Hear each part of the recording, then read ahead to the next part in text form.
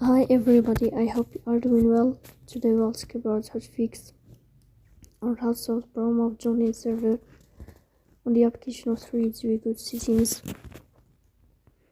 Here you go to apps, default apps, app settings. Here we go to this application of Threads and you click here. In this page of app, before you go to first stop and you click OK. Here you will enter to the window of storage. Then we click on clear cache. In the end, you will turn off your phone and you will wait a moment to restart your phone again to fix that problem. So that's all. Don't forget to support us by like and subscribe. See you next time. And thank you for your watching.